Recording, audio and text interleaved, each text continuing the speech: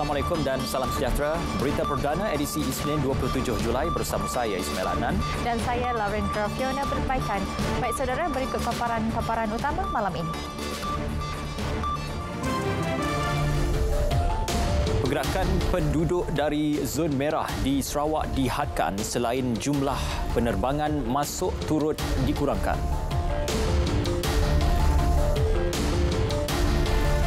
SOP baharu ibadah korban. Jumlah haiwan tidak melebihi 10 ekor dengan 20 petugas dibenarkan.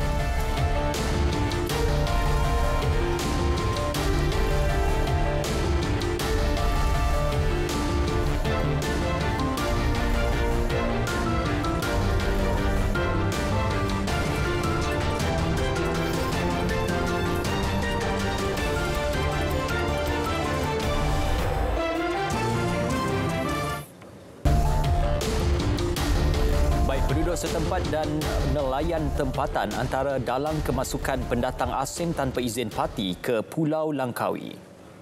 Pasukan Petugas Kebangsaan NTF dalam satu kenyataan media menegaskan hasil risikan serta soal siasat mendapati penduduk setempat bertindak sebagai tali barut kepada sindiket-sindiket berkaitan termasuk penggunaan bot-bot nelayan. Setelah mendarat di perairan Malaysia, parti menggunakan taktik menyamar sebagai nelayan dengan menaiki bot-bot nelayan tempatan sebelum mendarat di pulau-pulau sekitar Langkawi.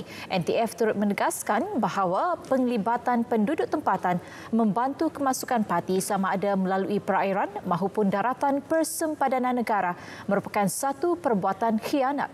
Pemantauan berterusan serta tindakan tegas akan diambil bagi memastikan kesejahteraan dan keselamatan negara terpelihara. Masyarakat digesa menyalurkan maklumat berkenaan parti, aktiviti penyeludupan, pencerobohan sempadan atau sebarang aktiviti jenayah rentas sempadan melalui talian hotline Pusat Operasi NTF 011-6251-1223.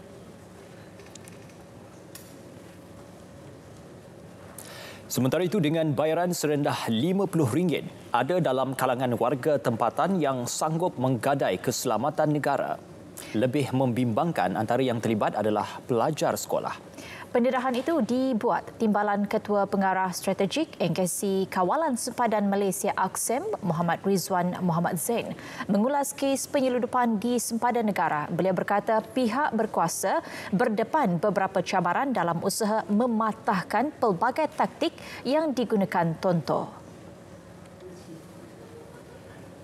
Kalau di segi berkaitan dengan Tonto, sebenarnya kita tak ada satu peruntukan khas ya tuan. Berkaitan untuk membuat penguasaan terhadap diorang. Walau bagaimanapun, di dalam certain insiden yang berlaku yang mana Tonto ni sampai dia punya ke tahap agresif, dia mengganggu kita dari segi contohnya macam kita tengah mengejar, tiba-tiba dia datang. Dia datang intercept kita dari segi cuba untuk mempelagakkan kita kan.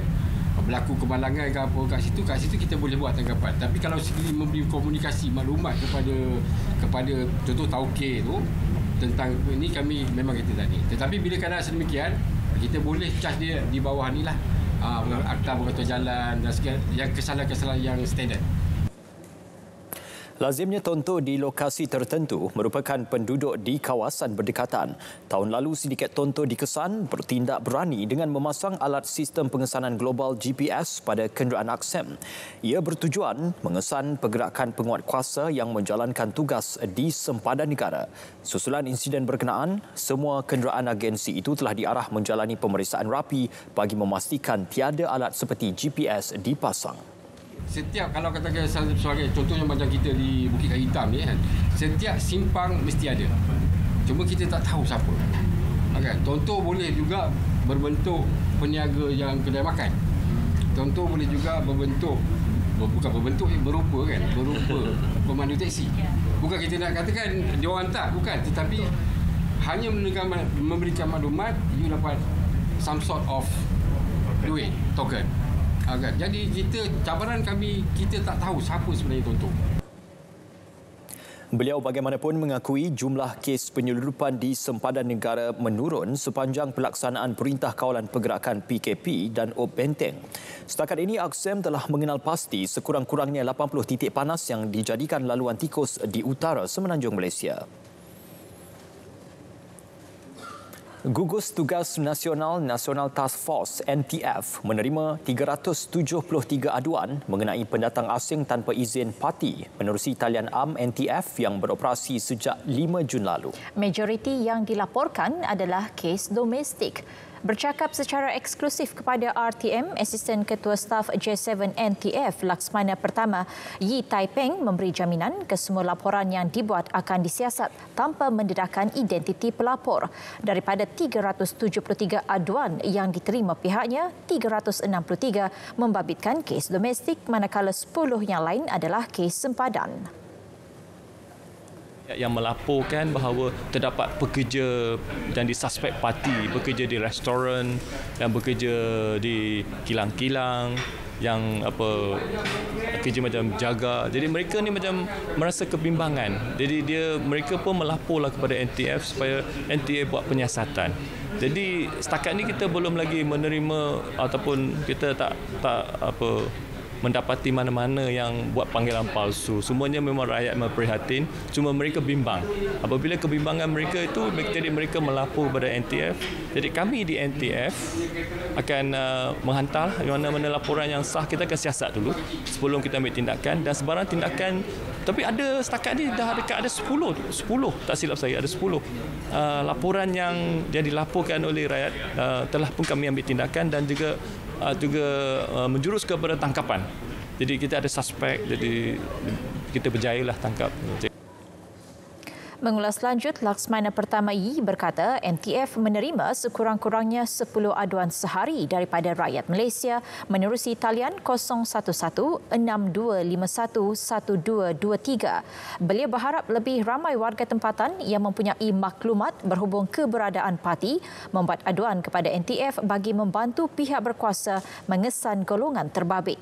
NTF yang dianggotai 19 jabatan serta agensi diketuai Angkatan Tentera Malaysia ATM. Sebaik ditubuhkan pada Mei tahun ini, NTF mengaktifkan OP Benteng untuk mengawal ketat sempadan negara secara bersepadu daripada dibolosi parti.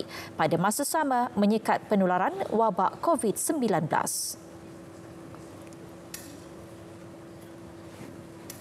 Bermula 1 hingga 14 Ogos, pergerakan penduduk di Sarawak dari zon merah dan kuning ke zon hijau serta sebaliknya dihadkan. Jumlah penerbangan dari Semenanjung, Sabah dan Labuan ke negeri tersebut juga akan dikurangkan sepanjang tempoh berkenaan. Zon merah dan kuning melibatkan kawasan Kuching, Serian dan Samarahan. Manakala zon hijau merangkumi bahagian Seri Aman, Betong, Sarike, Kapit, Mukah, Bintulu, Miri dan Limbang. Menteri Kanan Keselamatan Datuk Seri Ismail Sabri Yaakob berkata, tindakan itu dibuat susulan kes penularan wabak COVID-19 di Sarawak, khususnya di ibu negeri Kuching yang semakin meningkat. Dengan PKP. Kalau kita PKP dulu, semua keluar rumah pun tak boleh. Yang ini boleh, tetapi mesti mohon kebenaran daripada pihak polis. Maknanya masih ada kebebasan. Cuma sekatannya perlu mendapat kebenaran saja. Intra-zon boleh. Kalau dalam zon merah sekalipun, daripada kota Samarahan, daripada Samarahan nak pergi Kuching, boleh dibenarkan. Tetapi perlu, kalau keluar zon, perlu mendapat kebenaran. Kerana kita tak mahu daripada zon merah pergi ke zon hijau, mungkin akan beri kesan kepada zon hijau tersebut.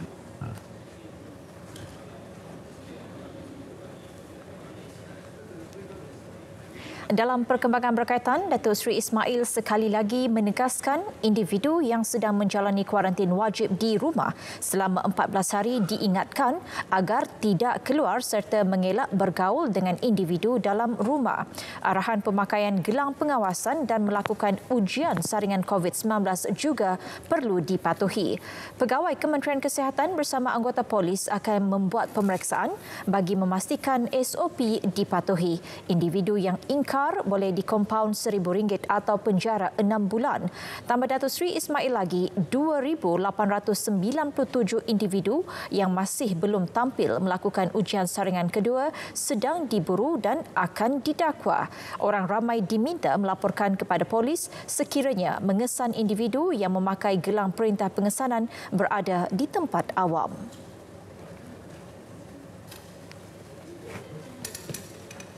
Pada sidang media sama, Datuk Seri Ismail turut memaklumkan setiap anak kapal laut perlu menjalani ujian saringan COVID-19 baik tiba di pintu masuk antarabangsa Malaysia. Sekiranya positif, mereka akan dihantar ke hospital. Namun jika negatif, anak kapal tersebut akan dikuarantin wajib 14 hari di stesen kuarantin yang ditetapkan kerajaan. Sekiranya ujian saringan kedua yang dijalankan pada hari ke-13 negatif, mereka dibenar menjalani proses pendaftaran masuk di pelabuhan. Proses sama turut perlu dilalui setiap anak kapal semasa proses daftar keluar. Pada laporan Kementerian Kesihatan, antara kes import yang menyumbang kepada jumlah kes import ini tinggi adalah melibatkan anak-anak kapal, kru kapal. Kerajaan hari ini telah mengambil keputusan untuk memperketatkan SOP bagi proses pertukaran anak kapal. Biasanya anak kapal ini punya had masa untuk bekerja dan mereka mesti keluar apabila sampai tempohnya. Jadi apa yang berlaku sekarang, apabila mereka keluar berlabuh, mereka nak pulang ke negara masing-masing yang melibatkan klasi daripada luar, mereka akan keluar dan terus pulang ke negara masing-masing tanpa kuarantin sebelum ini. Kerana mereka terus pulang ke negara masing-masing. Tetapi ada ketikanya mereka gagal untuk mematuhi SOP. Ada yang keluar membeli belah dan sebagainya. Kos kuarantin dan ujian saringan perlu ditanggung sepenuhnya oleh para majikan.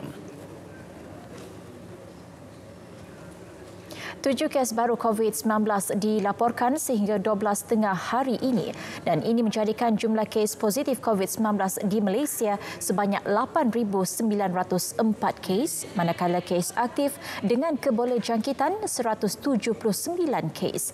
Ketua Pengarah Kesihatan Datuk Dr. Nur Hisham Abdullah dalam sidang media di Putrajaya berkata 179 kes aktif dengan kebolehjangkitan ini sudah diasing dan diberi rawatan. Bagi 7 kes baru yang dilaporkan, 4 kes adalah kes import yang mendapat jangkitan di luar negara, melibatkan 3 warga Malaysia dan 1 bukan warga yang berkahwin dengan rakyat Malaysia. Australia dan juga Indonesia. Tiada kes penularan di dalam negara di kalangan bukan warga negara dilaporkan pada hari ini. Kesemua 3 kes penularan dalam negara adalah di kalangan warga negara Malaysia dan perincian kes adalah seperti berikut, iaitu ketiga-tiga kes berada di negeri Sabah. Tiada kes positif COVID-19 yang sedang dirawat di unit rawatan rapi ICU dan tiada pertambahan kes kematian berkaitan COVID-19 dilaporkan hari ini.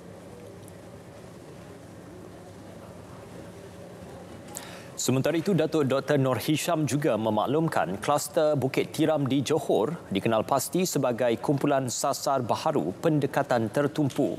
Aktiviti pengesanan akan dilaksanakan segera terhadap semua kontak rapat kepada individu yang telah dikenal pasti menghadiri pusat keagamaan yang dikenal pasti.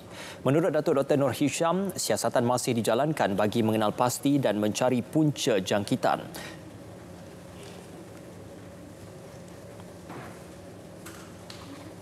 Kluster ini didapati turut melibatkan kes import dari negara Filipina, namun siasatan masih dijalankan bagi mengenal pasti kes indeks dan punca jangkitan COVID-19 pada kluster ini.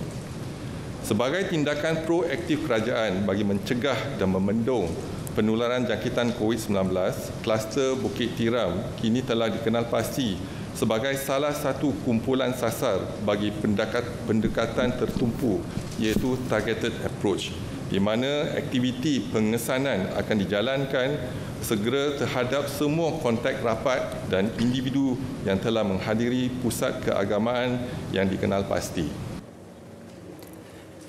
Tambahnya, selain melaksanakan saringan dan aktiviti pengesanan kes secara aktif, individu yang berisiko tinggi atau berkait rapat dengan kumpulan ini juga amat digalak melakukan saringan COVID-19 secara kendiri.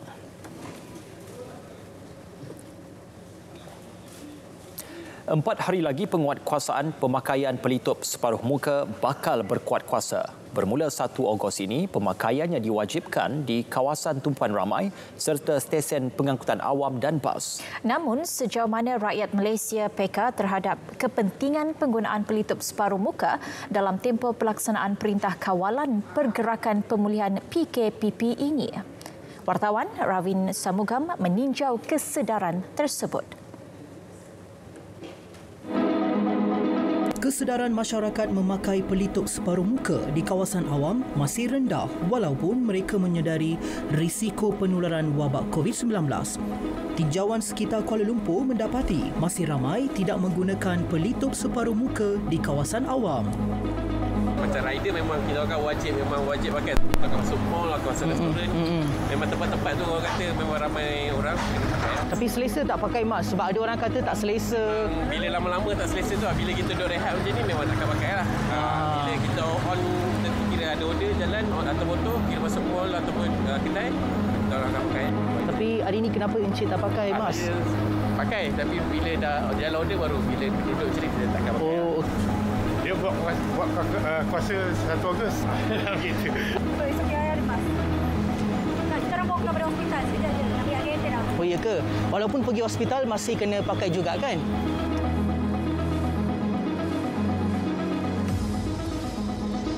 Denda RM1,000 akan dikenakan di bawah Akta Pencegahan dan Pengawalan Penyakit Berjangkit 1988 jika anda tidak mematuhi peraturan tersebut. Adakah anda sanggup untuk membayar RM1,000 setiap kali apabila tidak memakai pelitup separuh muka? Fikirkan. Sementara itu, Ketua Sektor Kesihatan Pekerjaan dan Alam Sekitar Bahagian Kawalan Penyakit Tidak Berjangkit KKM, Dr. Priya Ragunat berkata, pemakaian pelitup separuh muka perlu digunakan dengan cara yang betul. Pemakaian yang tidak sempurna akan membawa risiko jangkitan kepada pemakai. So, pelitup muka perubatan ada sebenarnya 2 warna. Biasanya kita nampak warna biru dengan warna putih. So, warna biru adalah di luar dan bukan di dalam. Dan ada orang mengatakan, oh boleh tukar-tukar. Kita nak jaga diri kita, kita pakai biru di luar, jaga orang lain pakai biru di dalam. Itu tidak betul. Hanya satu cara untuk memakai pelitup muka iaitu dengan biru di luar, putih di dalam. So, apabila kita memakai pelitup muka, pelitup tu hendaklah dipakaikan di atas hidung dan di bawah dagu. Maksudnya, janganlah gantung di bawah hidung, janganlah gantung di bawah dagu. Pelitup tu kena dipakaikan menutup muka sepenuhnya dan besi di atas hidung tu perlu ditekan menggunakan 2 jari supaya fit dia betul. Dia akan fit muka kita dengan baik. Tidak ada ruang untuk udara masuk atau keluar. Beliau berkata pemakaian pelitup muka fabrik perlu mematuhi spesifikasi yang ditetapkan Pertubuhan Kesihatan Sedunia WHO. Jangan lupa, selepas memakai, pastikan anda membuang pelitup separuh muka dengan kaedah yang betul. Pembuangan merata-rata akan merumitkan tugas pembersihan serta memberi kesan negatif kepada alam sekitar dengan mengakibatkan saluran air tersumbat. Laporan Ravin Sanmugam, Berita RTM.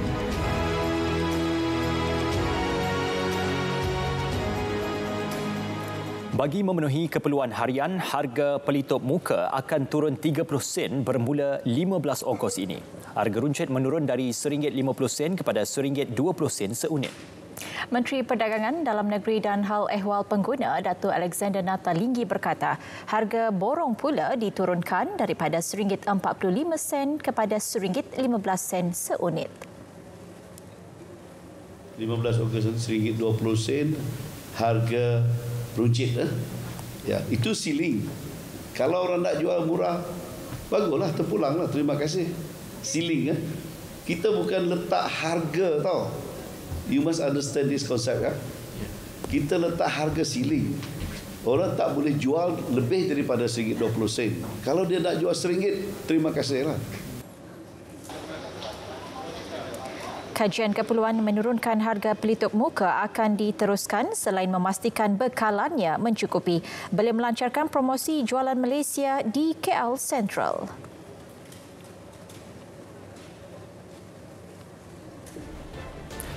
Parlimen dimaklumkan kerajaan serius tangani masalah basikal lajak. Ibu bapa atau penjaga kepada anak berumur 18 tahun ke bawah boleh didakwa.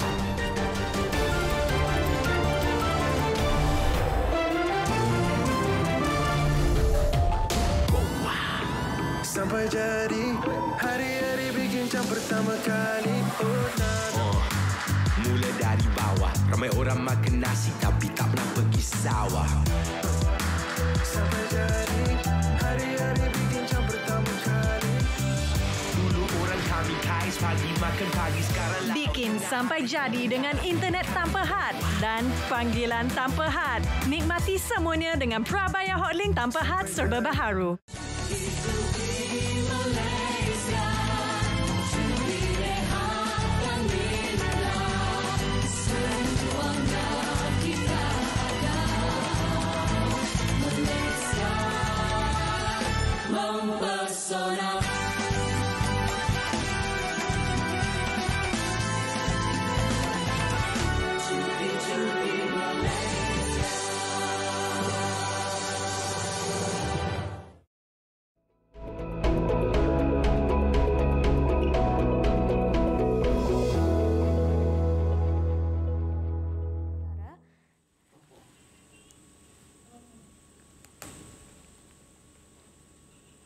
Assalamualaikum dan salam sejahtera. Angin di rantau negara kini didominasi oleh angin dari arah tenggara dengan kelajuan yang sederhana sekitar 20 hingga 30 km sejam.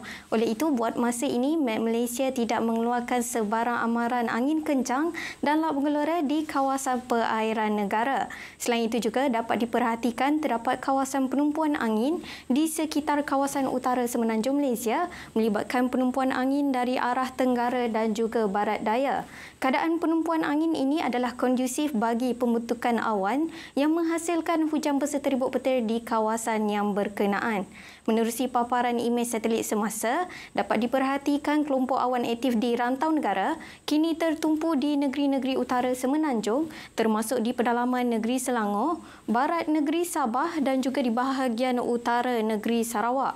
Kelompok awan aktif ini membawa keadaan hujan berseteribut petir di kawasan yang berkenaan dan keadaan ini dapat dilihat dengan lebih jelas lagi melalui paparan imej kemerada. Di semenanjung Malaysia, hujan berseteribut petir kini masih lagi tertumpu di negeri Perlis, Kedah, Perak, pedalaman negeri Selangor, pedalaman negeri Kelantan dan juga Pahang. Dijangkakan keadaan ini akan mula beransur reda pada lewat malam nanti. Selain itu juga dijangkakan negeri Pulau Pinang akan mengalami hujan berseteribut petir dalam sedikit masa lagi. Di negeri Sabah, hujan berseteribut petir kini tertumpu di bahagian barat negeri Sabah termasuk di wilayah Persekutuan Labuan dan dijangkakan ianya akan mula beransur reda pada awal pagi esok. Sementara itu, di negeri Sarawak, hujan berseteribut petir kini sedang berlaku melibatkan hampir kesemua bahagian negeri berkenaan. Namun menjelang lewat malam nanti dijangkakan hujan berseteribut petir hanya akan tertumpu di bahagian pedalaman Kapit negeri Sarawak. Untuk ramalan cuaca pada pagi esok, dijangkakan hujan berseteribut petir berpotensi untuk berlaku di kawasan perairan negeri Perlis, Kedah, Pulau Pinang, Perak, Kelantan, Terengganu, Sabah dan juga Sarawak, manakala di kawasan pesisiran pantai negeri Selangor dan Johor pula dijangkakan hanya akan mengalami hujan di 1-2 tempat. Sekian sahaja info cuaca pada malam ini. Saya Azirah Samsudin. Assalamualaikum.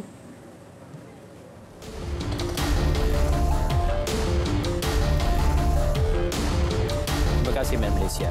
Seterusnya, memandangkan Hari Raya Aidiladha disambut pada Jumaat 31 Julai, ibadah korban digalak dilaksanakan bermula hari tasyrik pertama hingga ketiga.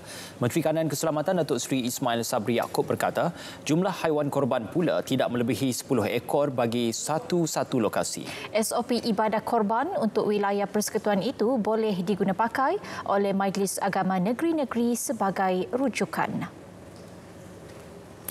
Ibadah korban perlu dilakukan di masjid dan surau termasuk lokasi korban yang dibenarkan oleh pejabat agama daerah dan pihak berkuasa tempatan. Had ini pun tertakluk kepada keluasan lokasi tersebut. Kalau boleh, kalau luas, boleh sampai 10 ekor, boleh 10 ekor. Tapi kalau kawasan yang sempit, yang maksimumnya hanya 6 ekor, maka 6 ekor lah yang dibenarkan. Walaupun dibenarkan melakukan sembelihan di tempat yang saya sebutkan tadi, tetapi digalakkan. Kerajaan menggalakkan supaya melakukan sembelihan korban di pusat, di rumah-rumah penyembelihan di bawah Jabatan Perkhidmatan Veteriner dan swasta. 20 orang dibenar mengendalikan urusan penyembelihan satu ekor haiwan. Makanan yang disediakan hanya secara berbungkus. Manakala bagi jamuan di rumah pula tidak boleh melebihi 20 orang pada satu masa.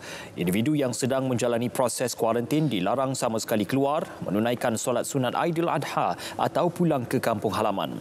Pemantauan terhadap pematuhan akan terus dilakukan.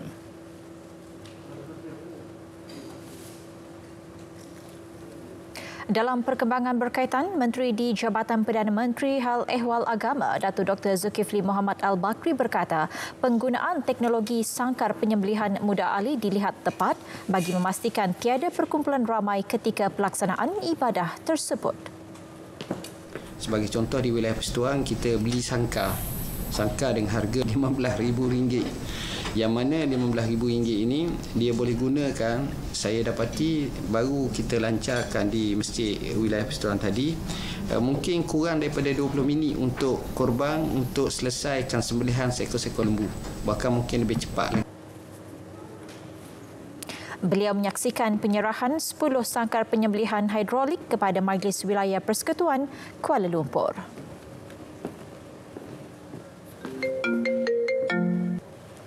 Hello? Ya, Mak? Iya, saya baliklah ni. Cuti dah lulus dah ni. Cik Zahra. Bukan memang banyak lagi guna apa ni, cecair pembasmi kuman ni. Lebih baik tuang dalam air, mandi je satu badan. Ya, Bapa tu ni ada-ada je. Mak tahu tak, benda ni penting tau di kala COVID-19 ni. Zahra, tak payahlah. Tengok ni, tak pakai apa-apa. Elok je. Boy Mal, walaupun kes tu ada kala tu nampaklah trend menurun, tapi SOP kita tetap kena jaga, Mal. Iyalah tu. Hai, Mat. Happy semacam je. Cuti lulus lah tu. Mestilah lulus. Aku nak balik kampung. Mak aku baru telefon tadi tau. Mac, dalam seronok-seronok nak balik kampung tu, SOP tu jangan lupa tau. Betul tu, Mac. Ada SOP dia. Tapi bila cakap pasal SOP ni, SOP juga. Janganlah macam sahabat kita seorang ni. Sampai nak mandi luluh, mandi bunga dengan apa, cecair pembasmi kuman dia tu. SOP Nak Google jap. Oi, apa ni? Alah, takkan itu pun nak Google. Kan aku dah kata, benda-benda SOP ni tak payah. Grafik SOP balik kampung tu awak dah siapkan? Awak main game, Kamal? Kan awak kena siapkan petang ni juga. Ni bos, kami semua tadi duk berborak pasal SOP balik kampung. Tapi bos, Kamal bos, dia katakan tak payah nak jaga SOP sangat. Kamal, peraturan kerajaan ni, SOP semua ni kita kena ikut. Macam penjarakan sosial, pakai penutup separuh muka, guna cecair pembasmi kuman. Kita kena beritahu pada orang ramai. Faham ke tidak? Ni make up tebal-tebal ni mana konsert? Gantung SOP tu kali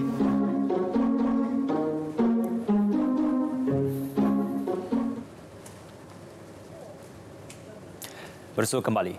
93% atau 7.7 juta individu telah mendapat manfaat daripada moratorium atau penangguhan bayaran balik pinjaman secara automatik sejak April lalu.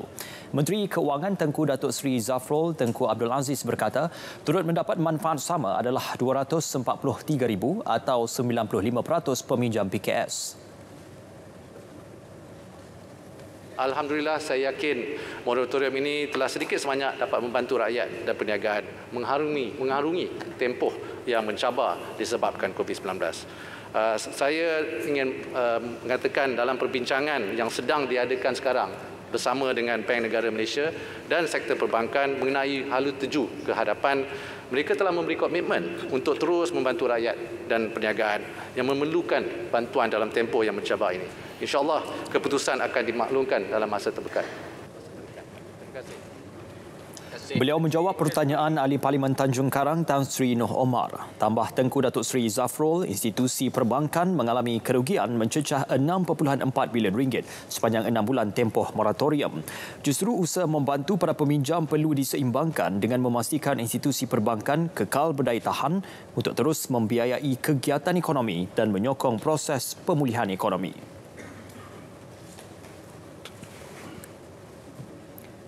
Ibu bapa atau penjaga kepada anak berumur 18 tahun ke bawah boleh didakwa sekiranya anak mereka disabitkan dengan kesalahan menunggang basikal lajak secara berbahaya. Menteri Pengangkutan Datuk Seri Dr. Wee Ka Siong berkata, mereka boleh didenda RM1,000 atau penjara maksimum setahun melalui pindaan Seksyen 54 Akta Pengangkutan Jalan 1987. Jelasnya, ibu bapa dan penjaga perlu bertanggungjawab terhadap keselamatan anak-anak dan mengambil peduli keberadaan mereka, khususnya pada lewat malam. Pindaan itu termasuk dalam rang Undang-Undang RUU Pengangkutan Jalan Pindaan 2020 yang dibaca kali pertama di Dewan Rakyat hari ini.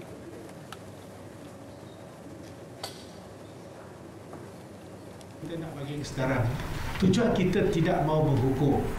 Kalau kita benarkan kenderaan ni yang tak ada brek di atas jalan, bayangkan kemalangan akan berlaku bila-bila masa. Ya?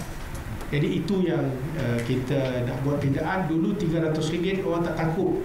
Sekarang kita ketatkan dan hukuman dia lebih berat. Beliau berkata demikian pada sidang media selepas taklimat mengenai RUU Pengangkutan Jalan Pindaan 2020. Perkembangan kes rasuah, pengubahan wang haram dan pecah amanah Datuk Seri Dr. Ahmad Zahid Hamidi. Pengarah syarikat MTM Network Sendirian Berhad Eng Hong Sing memaklumkan bahawa dia memberi sumbangan RM6.6 juta kepada Yayasan Akal Budi menerusi beberapa keping cek untuk mendapatkan projek.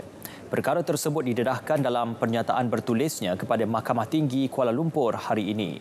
Dia yang merupakan saksi pendakwaan ke-79 memberitahu sumbangan dibuat sebagai perkenalan dirinya dengan tertuduh di samping untuk tujuan kebajikan dengan membantu Yayasan Akal Budi dengan memberikan derma. Jelasnya, dia meminta bantuan kawannya untuk memperkenalkan dirinya dengan seorang lelaki bernama Datuk Ruzi yang merupakan orang kuat bagan Datuk dan tertuduh bagi mengembangkan lagi perniagaannya.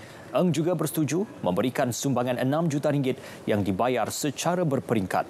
Datuk Seri Dr. Ahmad Zahid berdepan 47 pertuduhan pecah amanah, rasuah dan pengubahan wang haram membabitkan puluhan juta ringgit dana milik Yayasan Akal Budi. Perbicaraan dijalankan di hadapan Hakim Colin Lawrence Sequeira.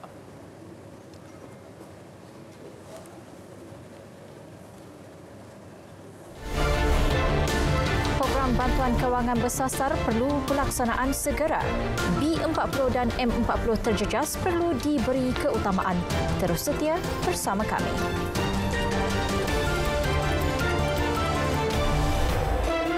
Salam Baitullah, suatu kerinduan. Menangi hadiah istimewa dengan menonton rancangan Salam Baitullah. Saksikan siaran langsung dan siaran ulangan pada tarikh dan masa yang tertera. Khas Hari Wukuf pada hari Khamis 30 Julai 2020 pukul 6 petang dengan topik Khutbah Wada, sesudu nikmat, sebesar manfaat, amalkan gaya hidup afiat.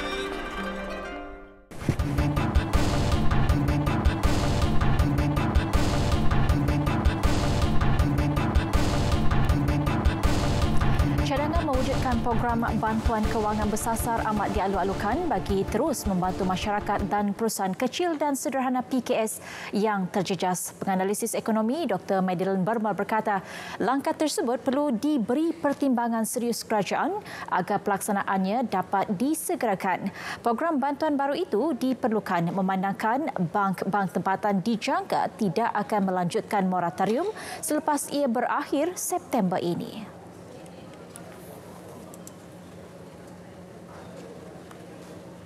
mempunyai keupayaan keuangan, tetapi dia juga mempunyai syarat-syarat tertentu ataupun keadaan tertentu untuk terus kekal, dan juga yang kita khawatir ialah akan berlaku di mana sistem perbankan kita akan menghadapi kerapuhan, ya, seperti yang berlaku pada tahun-tahun yang sebelum ini semasa krisis kewangan 97-98. Beliau berpandangan program berkenaan harus memberi keutamaan kepada masyarakat B40 dan M40 serta sektor terjejas. Dr. Madeline mengulas langkah Bank Negara dan institusi kewangan tempatan yang kini sedang merangka program bantuan bersasar untuk peminjam yang berdepan kesulitan. Hasil perbincangan pelaksanaan Matlamat Infrastruktur Digital Negara MAKMAL dijangka dikeluarkan pertengahan Ogos ini. Ia hasil rundingan antara Suruhanjaya Komunikasi dan Multimedia Malaysia SKMM, pemain industri telekomunikasi serta agensi berkaitan bagi menyediakan perkhidmatan jalur lebar yang menyeluruh dan berkualiti. Menteri Komunikasi dan Multimedia Datuk Saifuddin Abdullah berkata, rundingan yang dilakukan itu berkait rapat dengan peruntukan dana pemberian perkhidmatan sejagat USP yang perlu disusun semula. Ada dua perkara di sini. Yang pertama ialah soal kos untuk internet connectivity di kawasan luar bandar. Seperti yang saya jelaskan minggu lalu di dalam Dewan Yang Mulia ini. Kita sedang mengadakan suatu makmal infrastruktur digital negara di antara SKMM dengan semua pemain industri, syarikat-syarikat telekomunikasi dan agensi-agensi yang berkaitan. Soalannya begini, sekiranya pelan yang asal itu diteruskan di mana syarikat-syarikat telekomunikasi ialah dengan perancangan yang awal yang sebelum ini meneruskan kerja-kerja mereka secara biasa. Beliau menjawab soalan Wakil Jempol Datuk Salim Sharif. Datuk Saifuddin menjelaskan kementerian kini sedang fokus menaik taraf alat pemancar komunikasi di menara komunikasi sedia ada seperti 2G dan 3G kepada perkhidmatan 4G dan pada masa sama mengoptimumkan 4G. Sehubungan itu, sebanyak 5,332 alat pemancar komunikasi sedia ada telah dinaik taraf dan 24 alat pemancar komunikasi masih dalam peringkat pelaksanaan. Sektor hartanah dijangka terus mencatat pertumbuhan kukuh tahun ini meski berdepan krisis COVID-19. Pengarah urusan kumpulan LBS Bina Group Berhad LBS, Tan Sri Lim Hock San amat optimis melihat kepada prestasi jualan syarikatnya yang memberansangkan. Justru pihaknya yakin dapat mencapai nilai jualan lebih 1 bilion ringgit seperti yang disasarkan tahun ini. As in yesterday, LBS has obtained the sales of ringgit 780 million ringgit, 780. So when we talk about 1 billion sales target, I think is look at the figures. I think we can easily get a 1 billion achieved. And that's what I can say. Beliau ditemui dalam sidang media selepas mesyuarat agung tahunan ke-20 syarikat tersebut di Petaling Jaya. Tambahnya, kempen pemilikan rumah HOC yang diperkenal kerajaan banyak membantu merangsang semula pasaran hartanah sepanjang PKPP. LBS mempunyai 14 buah projek di bawah kempen berkenaan. Industri pelancongan negara mula menampakkan pemulihan. Menteri Pelancongan Seni dan Budaya Datuk Seri Nancy Shukri berkata perkembangan itu disokong inisiatif-inisiatif yang diambil oleh penggiat industri pelancongan tempatan melalui tawaran pakej-pakej pelancongan istimewa. Ia termasuk harga-harga promosi yang menaik dan menarik untuk penginapan di hotel, pembelian tiket kapal terbang domestik serta diskaun harga untuk masuk ke produk-produk dan destinasi pelancongan. Berdasarkan kajian dan maklum balas yang diterima oleh kementerian dalam tempoh sebulan selepas arahan PKPP dilaksanakan, terdapat tanda-tanda positif yang memperlihatkan industri pelancongan domestik aktif semula. di bandar dan resort di seluruh negara mendapati sambutan yang diterima adalah menggalakkan, terutamanya di lokasi yang menawarkan keindahan alam semula jadi seperti di pulau dan pantai, tanah tinggi atau di pinggir hutan. Tren mingguan kadar penginapan juga menunjukkan peningkatan berbanding minggu sebelumnya. Walaupun tidak mendadak atau ketara peningkatannya, ia masih memberi indikatif positif. Tambah beliau lagi, terdapat petunjuk pergerakan rakyat Malaysia dalam aktiviti pelancongan yang memberansangkan. Perjalanan untuk pemulihan sepenuhnya diakui masih jauh dan mencabar, terutamanya bagi sektor yang bergantung kuat kepada pelancong asing yang sehingga kini kehadiran mereka masih sifar. Datuk Seri Nancy menjawab pertanyaan Ahli Parlimen Sipitang Yamani Hafiz Musa. Saksikan pelancaran Bulan Kebangsaan dan Kibar Jalur Gemilang 2020 di Dataran Perdana Bangunan Perdana Putra Putrajaya yang dilancarkan oleh Yang Amat Berhormat Tan Sri Datuk Haji Muhyiddin Haji Muhammad Yassin, Perdana Menteri Malaysia, pada hari Selasa 28 Julai 2020 pukul 8.55 pagi. Saksikan di saluran berita RTM dan TV1.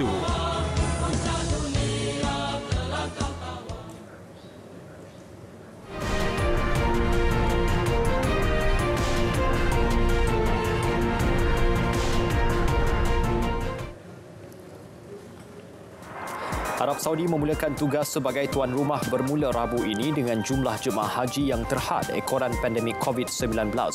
Hanya 10,000 penduduk di Mekah dibenar mengerjakan ibadat haji tahun ini berbanding 2.5 juta jemaah yang melaksanakannya tahun lalu. Kemasukan dan kawalan kesihatan di Tanah Suci diperketat bagi mengelak penularan COVID-19 dalam tempoh 5 hari yang diperuntukkan bagi menjalani ibadat berkenaan. China mengambil alih konsulat Amerika Syarikat AS di Chengdu, China selepas Beijing membalas tindakan yang diambil Amerika menutup pejabat konsulat negara itu di Houston. Hubungan Amerika Syarikat China merosot beberapa minggu kebelakangan ini dan sedang berada dalam fasa perang dingin. Veteran tentera berkumpul bagi menghadiri persidangan ke-6 veteran perang sepenuh ulang tahun ke-70 Perang Korea. Peperangan berakhir dengan perjanjian gencatan senjata yang memisahkan semenanjung Korea dengan zon bebas tentera yang sehingga kini masih berperang. Dengan hampir 600 jangkitan baru dan 10 kematian semalam, Australia mencatat lonjakan kes harian terbesar COVID-19. Minggu lalu, peraturan mewajibkan pemakaian pelitup muka dikuatkuasakan di Melbourne. Yang di-Pertuan Agong Al-Sultan Abdullah Riayatuddin Al-Mustafa Billah Shah menyempurnakan upacara penanaman pokok jujuba sumbangan Putera Mahkota Abu Dhabi di dataran utama Istana Negara. Ia sebagai tanda simbolik hubungan erat Malaysia dan Emiria Arab Bersatu UAE serta keakraban Al-Sultan Abdullah dengan Putera Mahkota Abu Dhabi Sheikh Mohammed Zayed Al Nahyan yang juga merupakan timbalan Komander Tertinggi Angkatan Tentera UAE. Sheikh Mohammed bin Zayed Al Nahyan menghadap Al-Sultan Abdullah di Istana Negara sebelum acara menanam pokok jujuba di perkarangan istana. 12 pokok jujuba atau pokok bidara diterbangkan terus dari Abu Dhabi, UAE ke Kuala Lumpur. Selain Istana Negara Kuala Lumpur, pokok ini akan turut ditanam di Istana Abdul Aziz, Kuantan, Pahang. Persahabatan kedua-dua pemimpin telah terjalin sejak pertemuan 40 tahun yang lalu di Royal Military Academy Sandhurst, United Kingdom. Al-Sultan Abdullah turut menzahirkan penghargaan kepada kerajaan UAE di atas sumbangan lebih 7 tan bekalan perubatan untuk rakyat Malaysia. UAE merupakan rakan dagang terbesar Malaysia di Asia Barat dengan jumlah dagangan tahun lalu bernilai 26.6 bilion ringgit.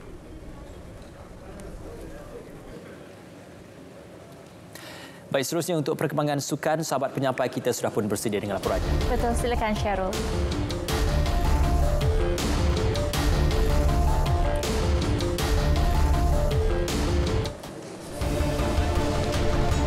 Tiada isu pilih kasih untuk wakil negara.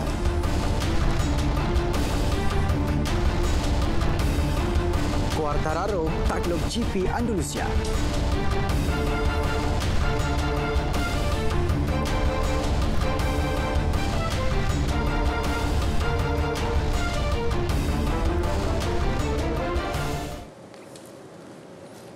Terima kasih Ismail dan juga Fiona. Untuk laporan sukan malam ini, kita akan mulakan dengan perkembangan badminton negara. Pengarah Pembangunan Remaja Persatuan Badminton Malaysia BAM, Datuk Misbun Siddiq menegaskan tiada istilah pilih kasih dalam pemilihan pemain remaja untuk mewakili negara dalam sebarang kejohanan. Anak saudaranya Muhammad Fazrik Muhammad Razif perlu membuktikan kemampuannya dan bersaing dengan pemain lain bagi merebut posisi selaku pemain utama dalam skuad remaja kebangsaan.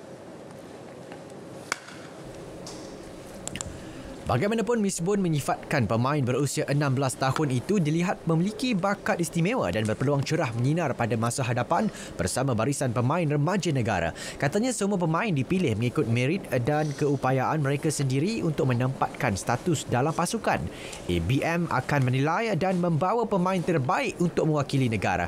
Fazrik, anak kepada bekas legenda bergu negara Razif Siddiq, dianggap sebagai prospek masa depan negara apabila mencipta impak tersendiri.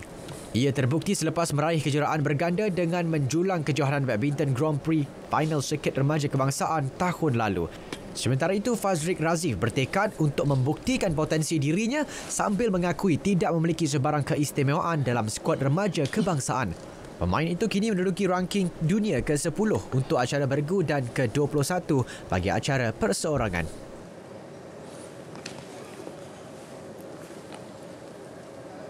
Sementara itu, Ketua Jurulatih Badminton Bergu Lelaki Negara yang baharu, Flandy Limpele, memulakan tugasnya hari ini. Jurulatih dari Indonesia berusia 46 tahun itu mengambil alih tempat Paulus Firman yang ditukarkan mengetuai skuad bergu campuran.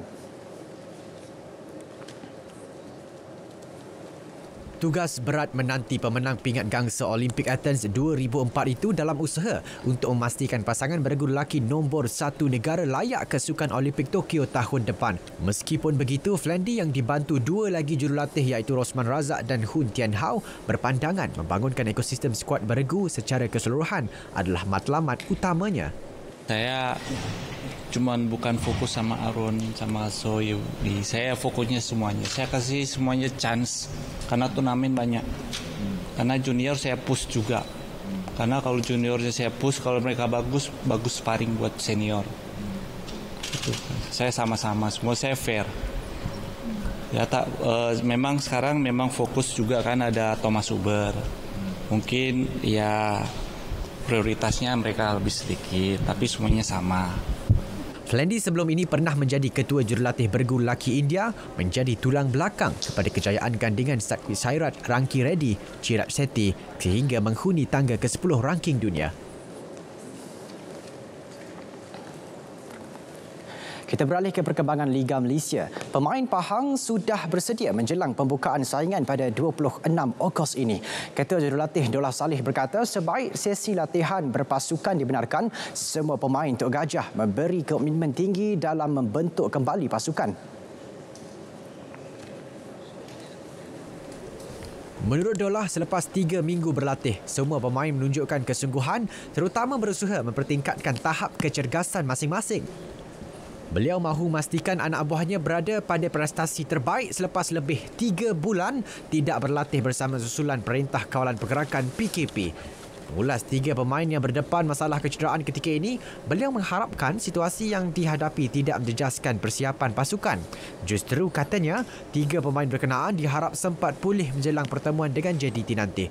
3 pemain yang kini berdepan masalah kecederaan iaitu Kapten Pasukan Dixit Noakami, Ivan Carlos dan pemain tengah Zuhair Aizat Muhammad Nazri. Pada masa sama, Dollah belum pasti dapat menurunkan pemain import Adan Reed yang baru tiba di Kuantan minggu lalu, manakala seorang lagi import, Khalil Khamis, masih lagi berada di Lublan.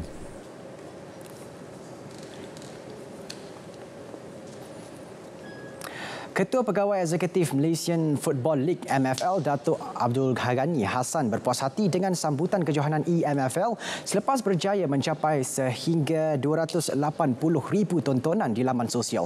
Kejohanan yang julung kali diadakan pada musim ini berlangsung bermula 1 Julai lalu, disiarkan secara langsung menerusi laman Facebook MFL, EMFL dan GamesBond. Jelas Dato' Abdul Ghani, meskipun kejohanan tersebut dianjurkan secara sederhana ekoran pandemik COVID-19, beliau menyifatkan sambutan yang diterima di laman sosial sepanjang 8 hari begitu merangsangkan menerusi paparan gambar dan video di laman sosial yang turut berjaya mengumpul capaian sebanyak 3 juta. Ragu lagi insyaAllah akan membuat pada tahun 2021. Maka ini merupakan satu gambaran yang baiklah bagi sukan di negara kita, dan kita harapkan agar penyertaan lebih ramai lagi dalam sukan di peringkat negara kita. Dalam majlis penyampaian hadiah EMFL 2020 hari ini, Muhammad Faiz Hariri atau Five Lane yang mewakili pasukan Terengganu FC dinobatkan sebagai juara dan berjaya membawa pulang hadiah wang tunai sebanyak RM1,300, trofi, monitor komputer BenQ dan sijil penghargaan. Saya bersyukur dapat menang turnamen ini, dan saya InsyaAllah kalau tak ada apa-apa halangan, saya akan join lagi untuk FIFA 21 punya. Naib juara dimenangi oleh Muhammad Imran Burhanuddin mewakili Kedah, dan tempat ketiga diraih oleh pasukan JDT menerusi pemain Luqman Haziq Hajiman. Hadiah disampaikan oleh Timbalan Presiden Persatuan Bola Sepak Malaysia FAM, Datuk Wira Muhammad Yusof Mahadi, dalam majlis yang turut dihadiri ahli lembaga pengarah MFL Razari Dolhan serta penaja utama.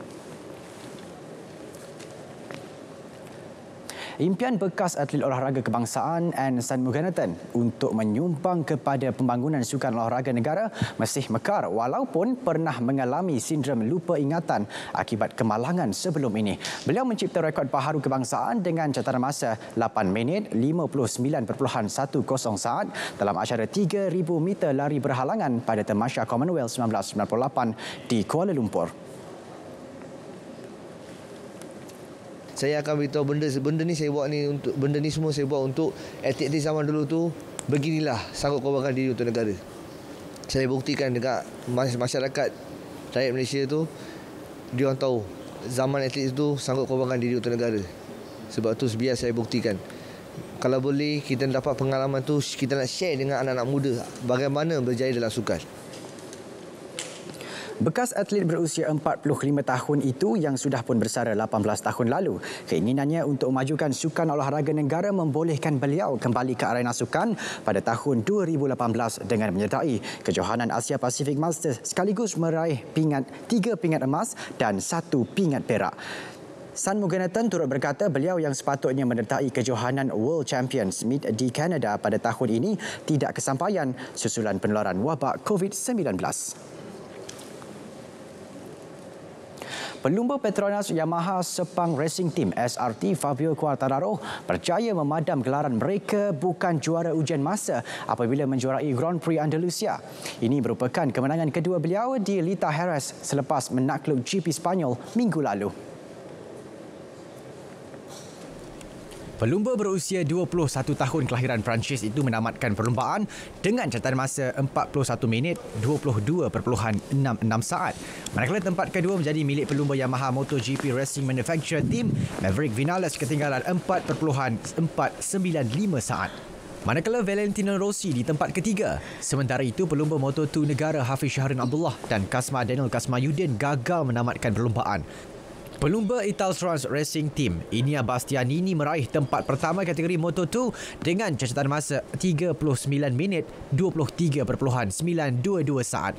Tempat kedua Luca Marini 39 minit 26.075 saat. Bagi saingan Moto3 pula, pelumba Petronas Sprinter Racing John McPhee meraih podium buat kali kedua musim ini selepas menamatkan perlumbaan di tempat kedua menerusi catatan 39 minit 18.925 saat di belakang pelumba SIC 58 Squadrakos Tatsuki Suzuki.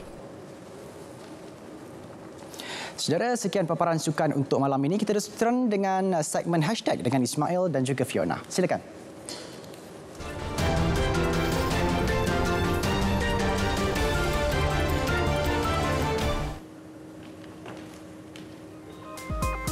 Satu-satunya anak kucing bermata satu dilahirkan di negara ini. Malangnya, umur anak kucing ini tidak panjang dan mati tidak lama selepas dilahirkan. Kejadian ini dikongsi Rohaida dalam Facebook Saya Sayang Kucing Malaysia. Anak kucing tersebut merupakan salah seekor daripada 6 anak kucing yang dilahirkan. Anak kucing aneh itu bukan sahaja mempunyai hanya satu mata, tetapi juga tidak mempunyai hidung, sebaliknya hanya mempunyai mulut.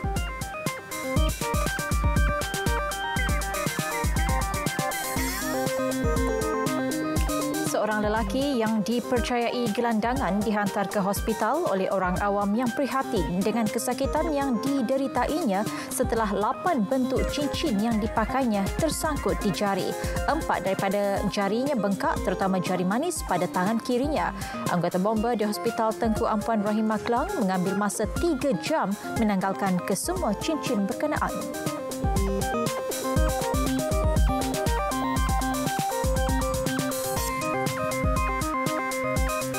Berpantang maut sebelum ajal, itu pepatah tepat bagi lelaki ini. Rakaman video di sebuah jalan bercerun di Malappuram di Kerala, India menunjukkan sebuah jengkaut tiba-tiba hilang kawalan dan merempuh motosikal yang ditunggangnya. Lelaki ini terselamat tanpa mengalami kecederaan serius.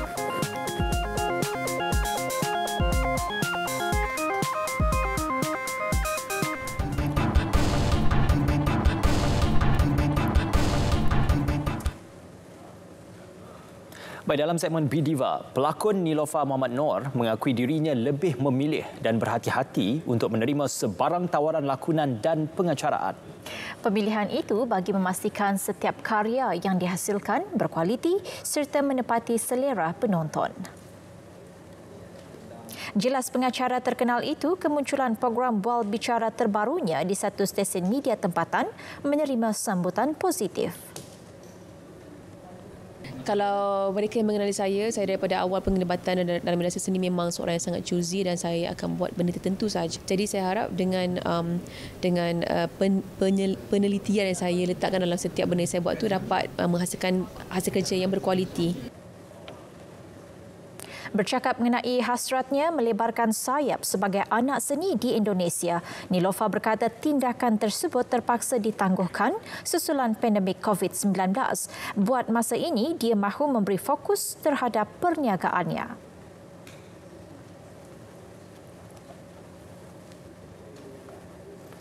Hampir 5 bulan kehilangan suami tercinta, penyanyi terkenal Indonesia Bunga Cinta Lestari atau BCL muncul dengan muzik video berjudul 12 Tahun Terindah.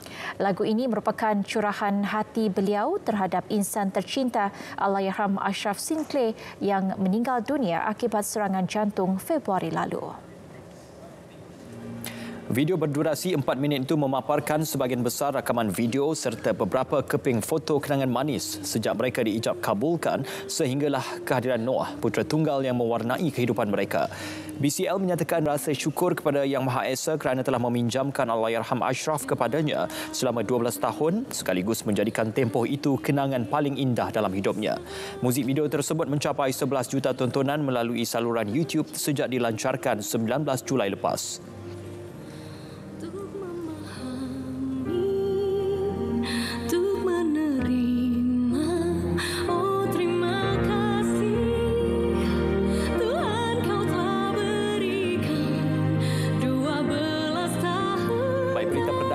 Julai berakhir di sini. Salam Baitullah menyusul. Terima kasih kerana terus kekal bersama semua buletin kami di saluran berita RTM, maklumat sahih jenama dipercayai. Rantaian jangkitan COVID-19 belum diputuskan sepenuhnya. Terus patuh SOP ditetapkan dan sentiasa memantau status kesihatan diri dan keluarga. Dengan itu, Assalamualaikum dan salam sejahtera.